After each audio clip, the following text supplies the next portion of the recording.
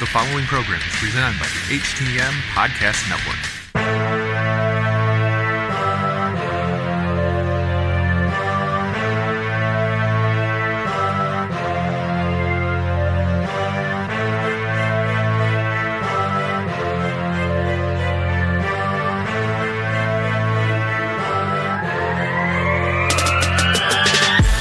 Wednesday, September 25th, 2019, and you are tuned in to HTMSports right here at hittingthemarks.com and now debuting on hackerhamin.podbean.com. My name is Jargo. I'll be your host for the day. That's my tag team partner. He's the man, the myth, the legend, the two-timer, the real RBV. Rick, welcome back to HTMSports. It's me. It's that R of the B to the B. Rick Vickery back again. Hashtag HTMSports. On assignment, I am sitting at on the beautiful patio here at Kokomo's on the Keys, which also happens to be the home of the Huron, Ohio Browns backers. They got their party bus here right off to the side of me. The patio is decked out in brown apparel, brown gear everywhere. Also got some tribe stuff here. And then we're going to get to some football talk. There's some heartbreak here in the land, but there's excitement around baseball, a tremendous vibe here. I think above all that, what I'm most excited about, we're not just on hittingthemarks.com platform. We're also going to be dropping this thing over on the Hamin Media group. So we're branching out, trying to reach a new audience here, and I hope we can delight and entertain everybody. You know, it's crazy, Rick. Realize that we've been doing HTMSports for almost a year now? Absolutely incredible. I know we've missed a few spots there, but we've usually been here each and every week. And I have to say, it's so relieving to be able to step away from professional wrestling at times, especially at the down points that we've seen from WWE, and just dive into the world of professional sports. And I know this, those that we've had with us, our loyal family that's behind us, they absolutely love it, and we're just looking to continue that, take it to the next level. So anybody who hasn't listened to HTMSports before, this is basically your around the water cooler talk. If you're not a big sports fan, we try to give you just enough that you can carry on a good conversation at work. We're going to talk a little bit of baseball, some NCAA football before we get to the NFL. And Huckleberry, we're going to double tap on Cleveland this week. We're going to start things off with the MLB pennant and wild card races. Of course, the Indians still in this thing when it comes to the wild card and the Central clinched. We have the New York Yankees at 102-56, and then we also have the Houston Astros at 103-54, a game and a half up on my Yankees, looking for that first place position and home field throughout the American League playoffs. Both those teams are already in, Rick. It's just going to be a matter of who finishes where and who gets home field. The real question at this point still lies inside of the AL Central. The Twins at 97-60. The Cleveland Indians still in this thing with a week to go at 93-64. A half game back in the wild card behind the A's and Rays. Huckleberry, what is the feeling for the Indians there in the land? Well, as you lay out all those numbers there, Jarko, I would like to remind those that have been with us and for the new listeners that we're picking up here this week with HMG. When we go into things here, we're all about numbers. And that's what baseball's about right now. It's about watching those numbers. Who's going to pull ahead? Where is this thing going to even out? Where are you going to be standing? I know right here in the land, there is excitement everywhere. They believe in the tribe. Really had the eye on that prize of grabbing the Central again. It's still not out of the realm of possibility, but it's going to be a stretch. So now we are focused on that wild card. This is going to be one hell of a ride down here to the finish. We're that half game back. You get the Rays have got 5 to go.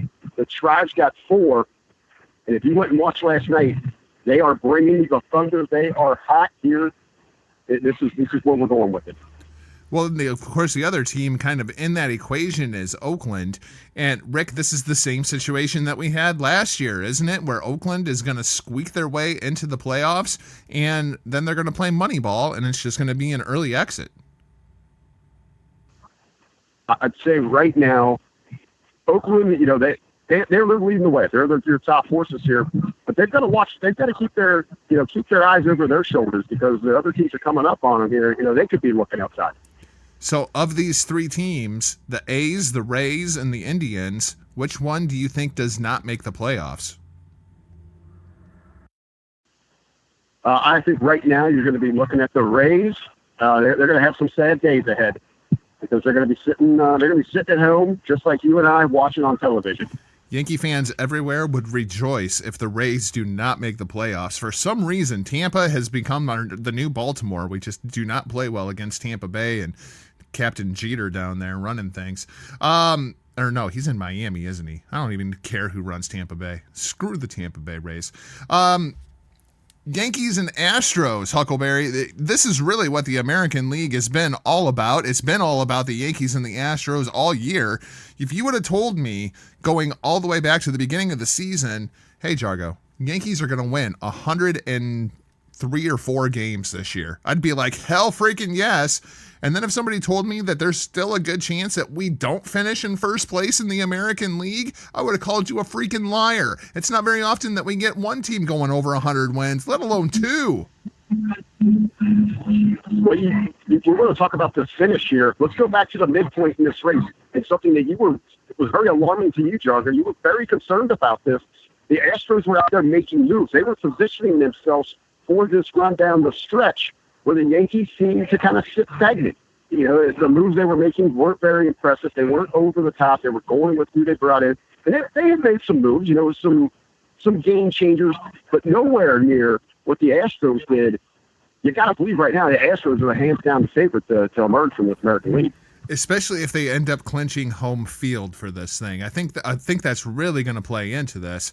I love the Yankees batting lineup, but it seems like every day I'm getting a notification on my phone from ESPN that there's another Yankee going to the injured reserve list, and that Astros pitching staff is just out of sight. Getting to a 7-game series with the Astros, even if I'm the Dodgers, I think I'm worried. Well, even you're the Yankees at full strength, get rid of these injuries, whatever. You go into a 7-game series with that Astros pitching staff, you are absolutely in trouble. Yeah. The Astros have put together something real special down there with that collection of arms. Let's take a look at the National League quick. Clinched, we have the Atlanta Braves as well as the Los Angeles Dodgers. Clinched a playoff berth. We also have the Washington Nationals and the St. Louis Cardinals. In the Central Division, the Cardinals at 90-68. The Milwaukee Brewers 2.5 games behind at 87-70. So when you look at the wild card, the Nationals have already clinched. They're already in this thing. And then you have that combination of the Brewers and the Cardinals. It seems like one of them is going to get in. The Cubs still mathematically alive with 5 games back and 5 games to go. Rick, it looks like the Cubbies are going to miss the playoffs here, and I'm being inside of this market, I'm already hearing rumblings that this may be the end of the line for Madden. Well, he had that great fortune there. He brought the championship. He's going to leave his mark there forever. But this would be one of the greatest tales ever in sports history if somehow the Cubs could slide into this thing. I mean, just not on their own merit, but you're going to have everything else just fall into place, fall apart for them, which is highly unlikely. So you're all right. What's interesting to watch there in the Central, though, it's not so much, who's going to. It's the importance is who's going to win that thing. And as you said, yeah, they're both going to make it. But you sure as hell, you want to be going into this thing knowing you're getting a legit series, you're going to be able to host something, and you're not going to that damn sudden death game. We talked about this morning. I absolutely hate the sudden death. I hate the fact that we played 162 games, and it all comes down to a game. Really? Well, absolutely. We talked about it this morning off there, and before we sat down to record, sitting here with a great friend of the show, John Johnny.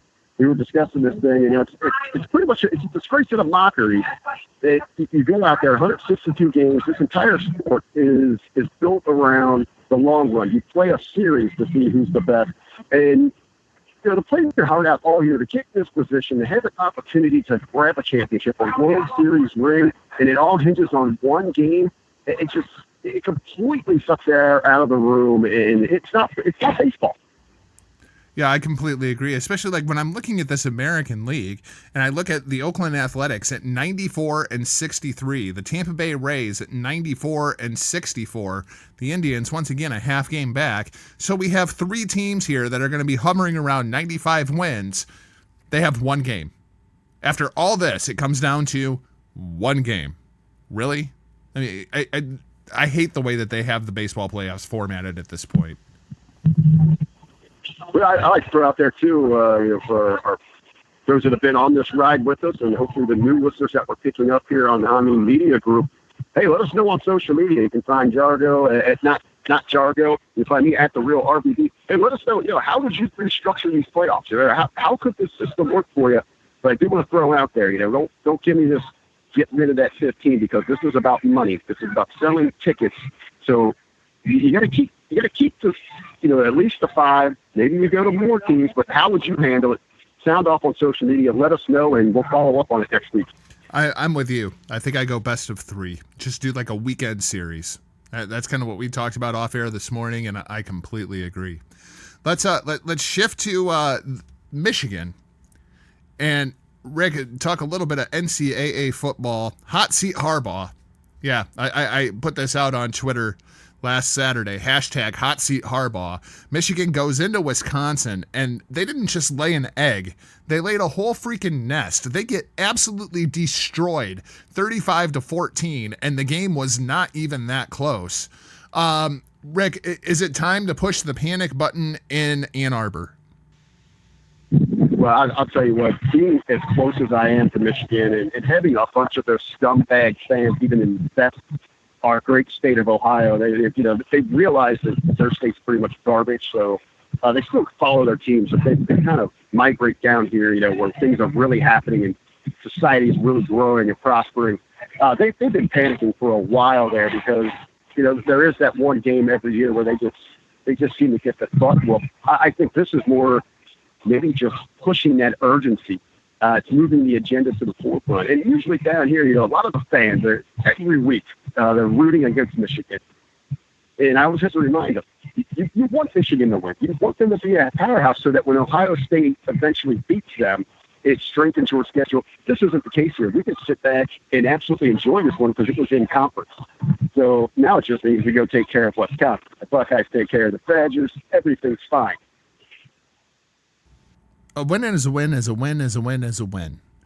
And that's what we've always heard when it comes to especially collegiate football. Rick, are we just blowing this entire thing completely out of proportion? I mean, Michigan is 2-1 and they lost at Wisconsin. I understand. I think it's definitely that brings up the bigger picture here. He hasn't done anything against Ohio State. I mean, when you bring in a coach to Michigan, you've got there's 3 things there. Be successful, beat Ohio State, win a championship. And they kind of all play in and add up with each other. He hasn't been able to get over Ohio State. I know, and now as you've seen this embarrassment here with seemingly embarrassment with Wisconsin, he's going to go out there and lose to this rookie coach this year, to the Buckeyes, and that will absolutely be the end of Harbaugh at Michigan. At that point, when they lose that game, he should just strip down right there. Strip down and just leave in his boxers because that's about all the chance he should have left. I mean, that's really what it all comes down to, right? It all comes down to Ohio State. If Michigan wins out from this point until the Ohio State game and then loses to Ohio State, I still think Jim Harbaugh is in trouble. If they lose every game between now and when they play Ohio State and they beat Ohio State, I think he keeps his job. Well, it all hinges on that. And I would say, I wouldn't go to the length that you're saying if we lost every game in between it. Let's say they lose another game now. They got 2 losses going into that Ohio State game. That's going to be his defining moment. That's what it's going to be. If he could win that game, that could buy him some time and save his ass for another year. But you believe it. Believe it. That's a great saying around here, around the Cleveland area. You got to believe in some things there. He loses that Ohio State game. Like I said, he should just resign right there on the field because his ass is out the door. Let's talk about Notre Dame a little bit. Notre Dame went down to Georgia. They were looking for a game to steal, but they lost. They fall 23-17, but Rick, the much bigger story of this thing, the last play of the game, the Notre Dame quarterback falls back, chucks the ball down the field. He's got a wide receiver, and he gets mugged by 3 defensive backs, and there's no flag? Like, I'm not one to come to Notre Dame's defense in any way, shape, or form. I'm in no way a Notre Dame fan, but I feel like the Irish got screwed down in Georgia. You're not going to sell me this Irish got screwed anything. You're not going to get a 1 ounce of sympathy from the RBV when it comes to the Irish because of what happened last year when they made a complete mockery of this playoff system. Never should have been there. Blown out in that semifinal, which should have been an ACC championship game, and stole a spot from many deserving teams.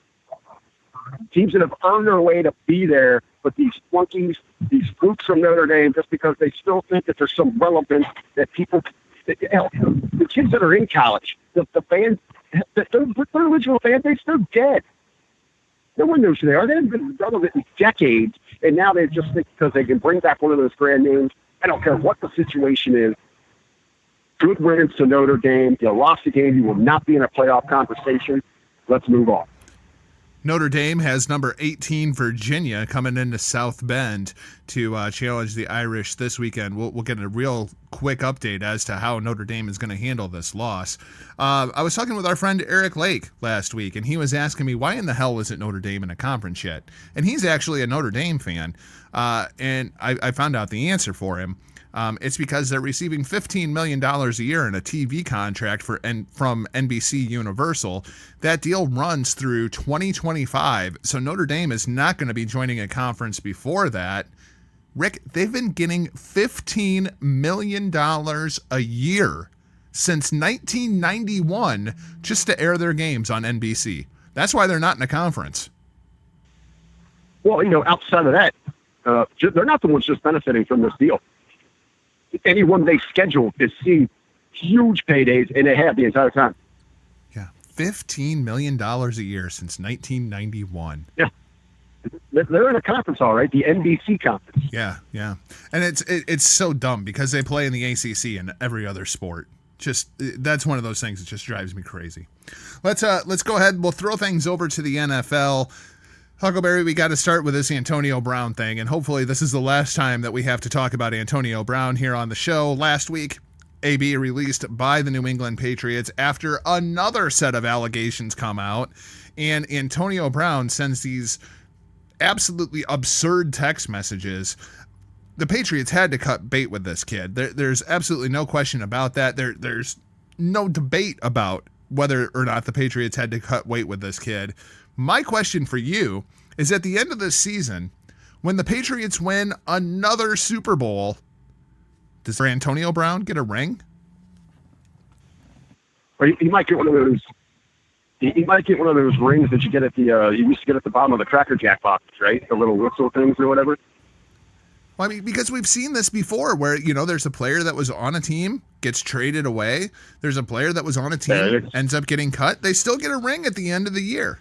Oh, no, Jargo, you know this just as well as anybody, or we've seen this before, they trade or something like that. There's requirements that need to be met to qualify you to earn a championship ring with the team, and it's well beyond 10 days of being employed under their brand. Yeah, but he still put up numbers in that one game that he played for the Patriots. It would not surprise me at all if he ends up getting a Patriots championship ring out of this damn thing. I could actually probably see him actually going out and buying himself one. Because we talked about last week on the show here. I mean, he seems, we didn't realize way back in the day when Rodman married Madonna that they actually had produced a child, and that would be Antonio Brown. I think there was all this speculation. Everyone's throwing it out there. Could he go to the XFL? Could he go to the Canadian League? Let's just stop this nonsense. I mean, unless it's an extreme publicity stunt, and this man is pulling everything out of his ass, and right before the season starts, he sells the WWE. There's no way they can absolutely afford it. I mean, he takes up the salary cap of the whole league, doesn't he? Yeah, I mean, Vince took out $100 million to launch the damn league, and Antonio Brown had bought $40 million. Yeah, so I mean, what's going to be absolutely insane there? I think he's going to go the route of reality television. And that's what we're going to get out of him. We're going to see now what network is going to pick him up. I know VH1 has taken some risks back in the day. I believe Chad Johnson had a daily show on there. They've done the Rock of Loves, Flavor Flav, all that. I could see maybe like a BET trying to jump on with him. So certainly E, the king of trash TV, drama, reality shows, and all this.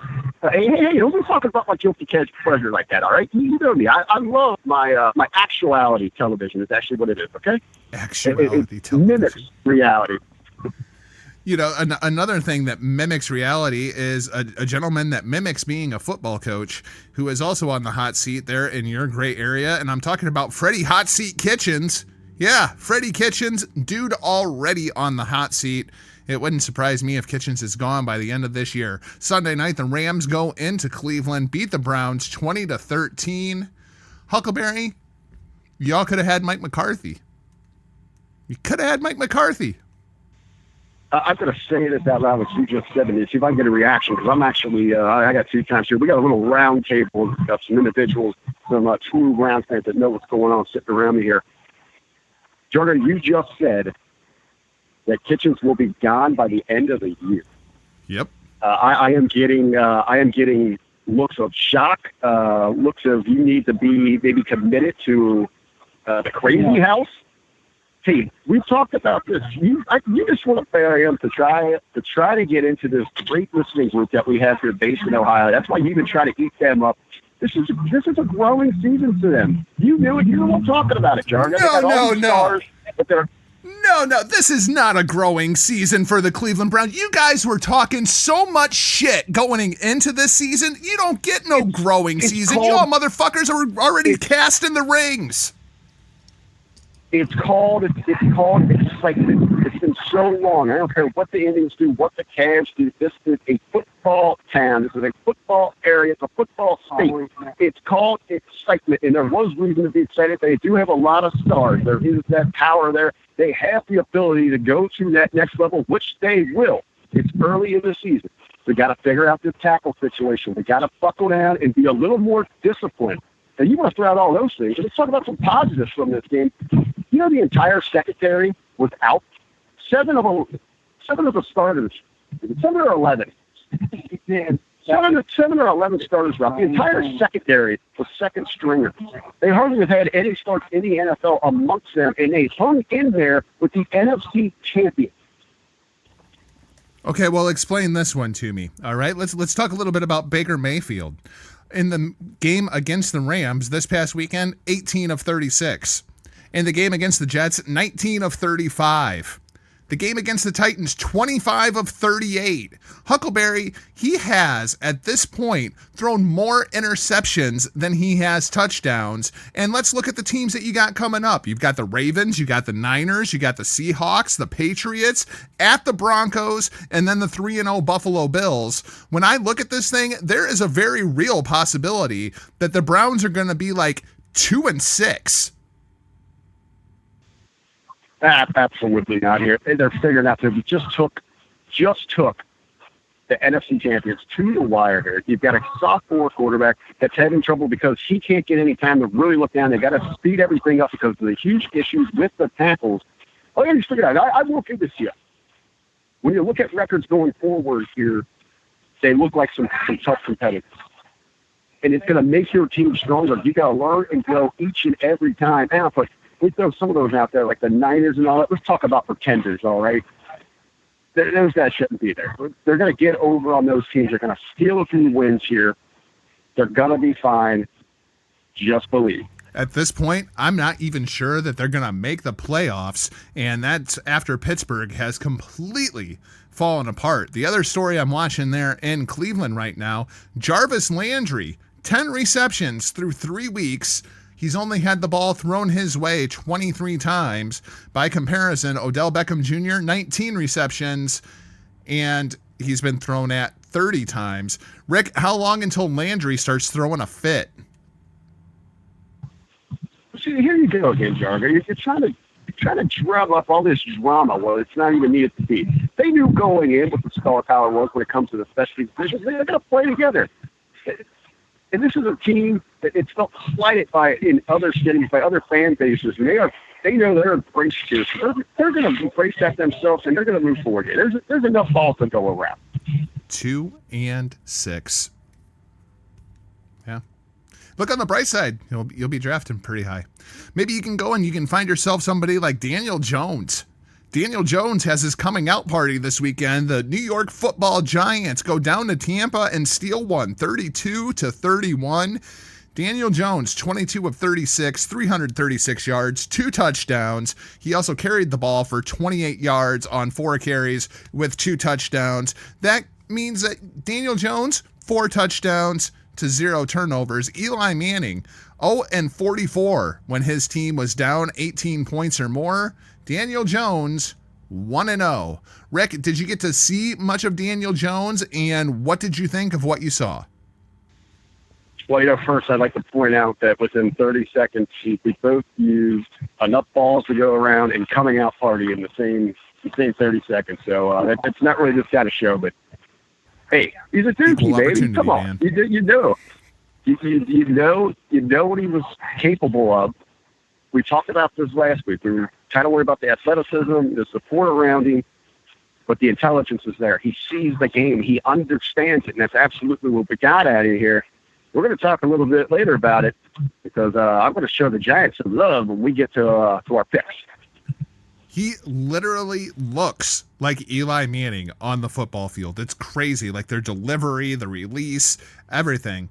One thing that he can do that Eli could not is get out and run a little bit. That's certainly going to help the New York Football Giants, especially now with Saquon Barkley going out injured. He's going to be gone 4 to 8 weeks. We're hearing that it's going to be on the high end of that. So there's going to be a lot of responsibility falling on Daniel Jones's shoulders. We'll see how he handles the New York media right quick and in a hurry. Oh, absolutely. I love the comparison. You're talking about the mechanics, how they carry themselves. It's just like you just got a younger version, and that's exactly what it is because he's got fresh tires on the car. Yep. And he's able to run. And that's going to add that dynamic where it's going to keep defenses honest. Speaking of quarterbacks who are dynamic and are keeping defenses honest, Huckleberry Lamar Jackson went down to Kansas City. 22 of 43, 267 yards, but the bigger story, 8 carries for 46 yards and 1 touchdown. Chiefs defeat the Ravens 33-28, but man, Lamar Jackson had them right in this thing at the end of it.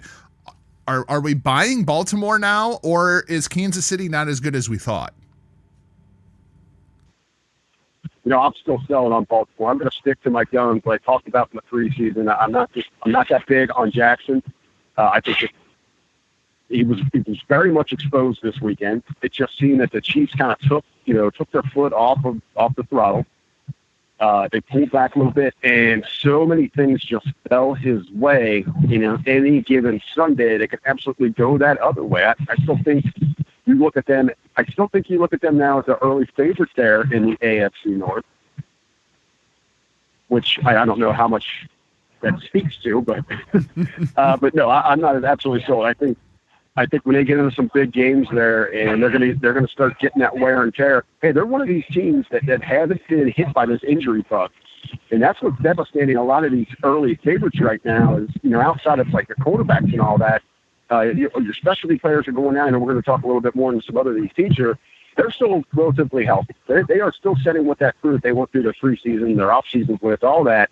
I still think as this season progresses, we're going to see him exposed a little bit more and more each and every week. Patrick Mahomes goes 27 of 37, 374 yards, 3 touchdowns. Just Patrick Mahomes doing Patrick Mahomes things.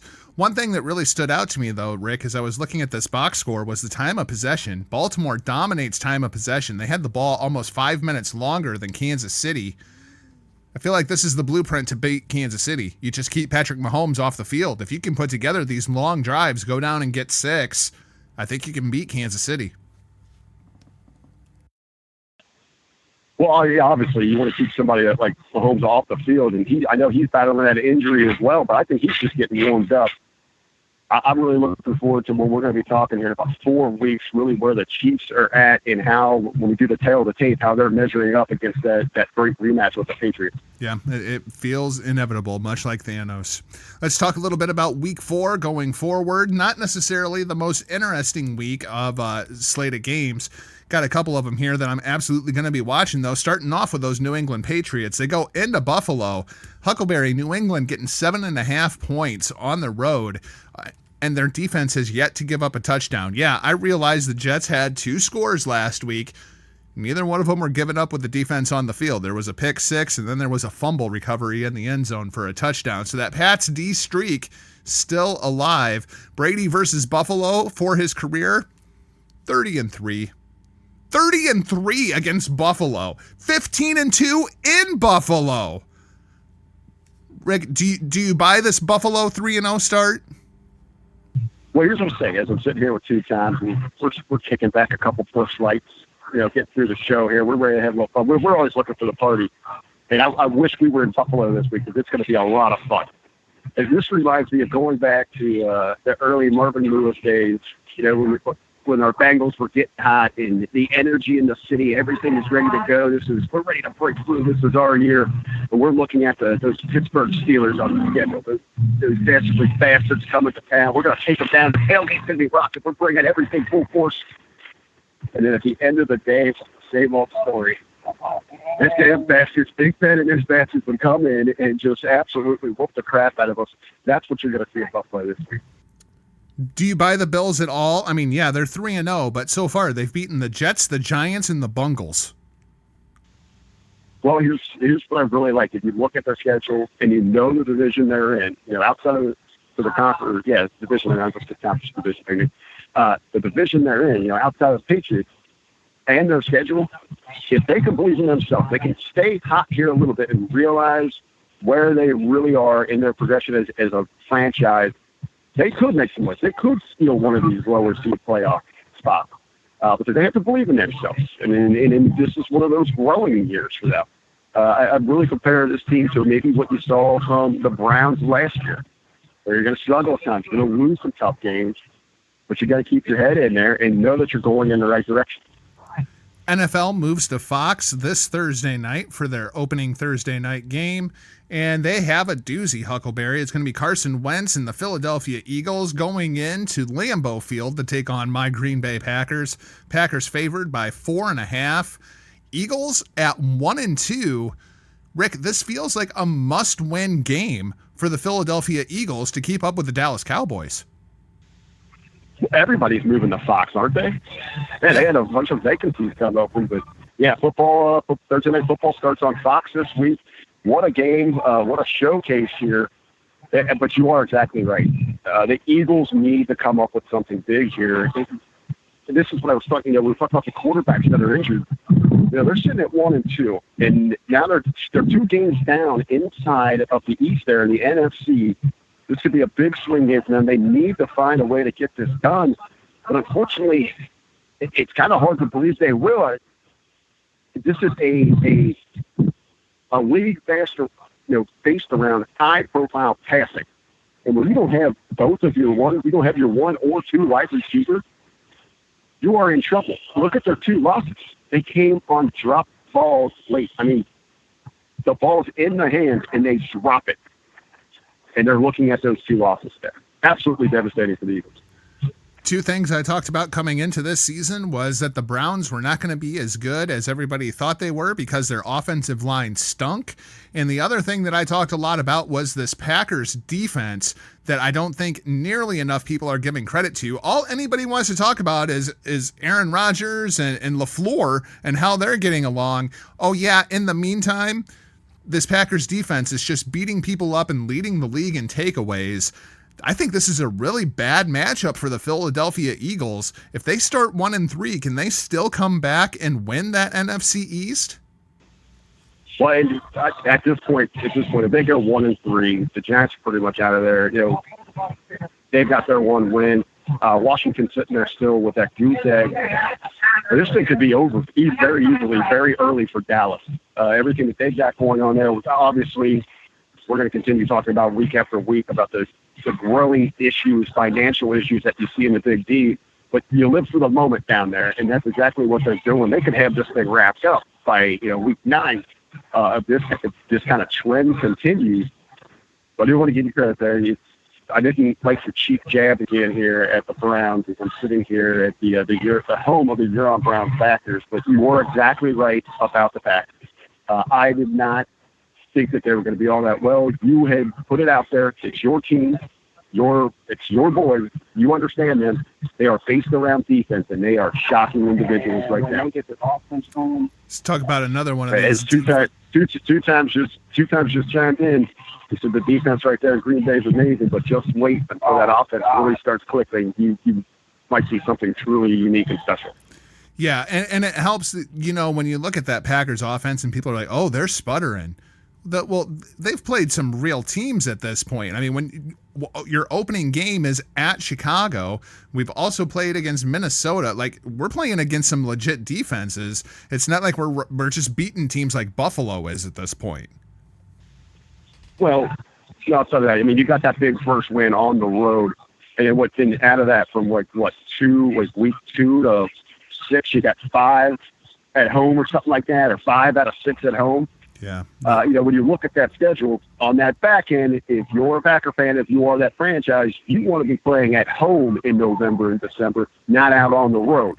Yep. But it is very important right now to win these games, to make your statement, to put yourself in a position to be there as you're down the stretch. Yep, completely agreed. Last game to talk about this week, the Jacksonville Jaguars. Rick, I'm fascinated by the Jacksonville Jaguars all of a sudden. They're going into Denver getting 3 at home.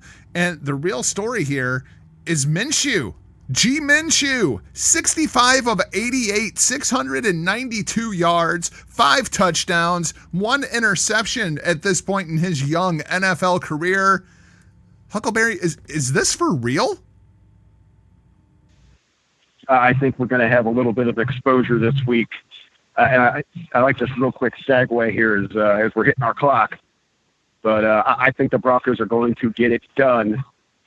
I've already kind of spilled the beans on my picks this week. I'm going big and a mile high for the Broncos. See, and I actually thought about going with the Jaguars for my pick of the week this week.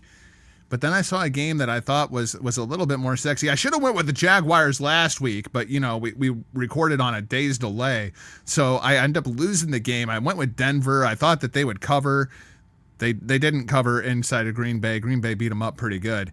So 2-1 on the Vegas pick of the week. This week I'm going with Arizona. I'm picking Arizona as a home dog, laying 4 points to Seattle. Huckleberry, I don't know what's going on with the Seahawks, but this is not the same Seattle Seahawks team that was the Legion of Boom. I'm going with Arizona at home to not only cover, I think they're going to beat Seattle this week. Well, here's the problem with Seattle at this point here. Everybody wants to kind of remember the great days of the Legion of Boom and all that, but this secondary is a complete mess. And if you get into a team that wants to get into a shootout, it's going to chuck it downfield. I mean, hell, this secondary made Andy Dalton look like $1 million week 1. Even though they just got out of there with that win, they were able to hold off at home there. Last week we saw, as we talked about, the Saints do everything out of it. With Drew Brees out, they just kept them confused, kept them moving. This secondary is an absolute mess in Seattle. I think you might. I think you're going to cover this one, bud. And I do want to give you a pass last week. That was your original one, so I'll give you 3 for 3 on your Stone Cold Las Vegas. I appreciate that one. I don't understand Seattle. I don't understand. I don't understand how Teddy Two Gloves goes into Seattle with the Saints team that he's never started for and beat the Seahawks. Like, just a couple of years, there was no chance in hell that anybody was winning a game in Seattle. Like you mentioned there, Andy Dalton and the Bungles damn near went up there and beat them week 1. I'm completely selling Seattle at this point. You are pissing off a lot of people in Ohio this week. Yeah, well, No, you just took the Bengals shot. You took a shot bang. Oh. Well, it's so easy. To take shots at the Bengals at this point. Let's throw it over to the Stone Cold Locks. Hit me with it, Steve! Give me a hell yeah! All right, Huckleberry. So going into last week, I was 3-1. You were 1-3. Last week, I took Buffalo over Cincinnati. That was a win. And then I took the Cardinals over the Panthers. That was stupid. You took the Packers over Denver. That was a win. And you also took New England over whoever they were playing. That also was a win. So you're up to 3-3. I'm 4-2. This week, I'm still feeling risque. I'm going to take a couple of bad teams this week. You already kind of spoiled one. Why don't you hit us with your Stone Cold box first? I was going to say, you got to kind of map this thing out. You don't want to just try to come out of the gate with everything. You got to save some of those ponies to keep you in this race in the late part of the season. So this week, I am going to go with the New York Giants at home over the Washington Redskins. And then, as I talked about, I'm going mile high with the Broncos over the Jaguars. I don't know, man. I really like Jacksonville in that game.